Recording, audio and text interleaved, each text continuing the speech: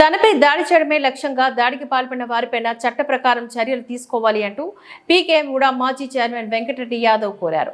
పట్టణంలోని శనివారం ఉదయం తనను హత్య చేయడమే లక్ష్యంగా రాడ్లు రాళ్లతో తనపైన దాడికి పాల్పడ్డ వారిపైన చట్ట ప్రకారం చర్యలు తీసుకోవాలని వెంకటరెడ్డి యాదవ్ డిమాండ్ చేశారు. పొంగనూరు మండలం పాలెంపల్లి పంచాయతీ నడింగడిదాసి గ్రామానికి చెందిన మున్రాజు కుమారుడు నవీన్, అతని చిన్నాన్న ఎల్వి రమణ, అతని ఫాలోయర్ ఉమేష్ ముగ్గురు వచ్చి కొంతమంది అల్లరి మొక్కలు వెంబడి వేసుకొచ్చి మా ఇల్లు పైన రాళ్లతో దాడి చేసి ఇంట్లోకి దూరి రాడుతో నన్ను కొట్టడానికి చంపడానికి ప్రయత్నించినాడు. ఇది ఎలాంటి ప్రజాస్వామ్యమో, ఎక్కడ లా అండ్ ఆర్డర్ ఉందో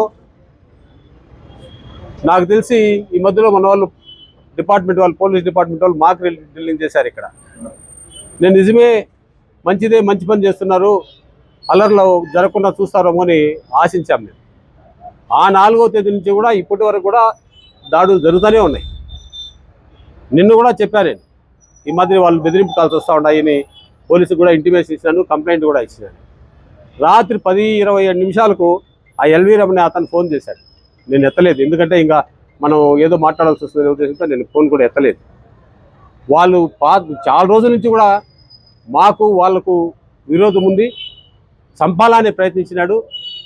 టయానికి మా వాళ్ళు అడ్డపడ్డారు కాబట్టి సరిపోయింది, లేకపోతే రాడ్తో కొట్టి చంపేవాడు.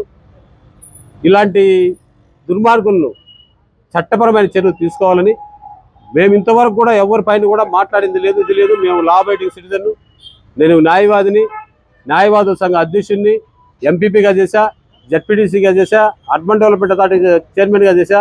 ఎక్కడ కూడా ఇంతవరకు ఎవరిపైన కూడా ఒక మాట మాట్లాడింది కానీ దౌర్జన్యం చేసింది కానీ ఎక్కడ కూడా లేదు. వాళ్ళే దౌర్జన్యాలు చేసుకుంటూ అనవసరంగా మా ఇంటిపైన దాడి చేయడం అనేటువంటిది అమానుషం. ఇది ప్రస్తుత ప్రభుత్వానికి విన్నవిస్తున్నాం. ఇది ఎంతవరకు లా అండ్ ఆర్డర్, ఎంతవరకు న్యాయమో వాళ్ళే చెప్పాలా.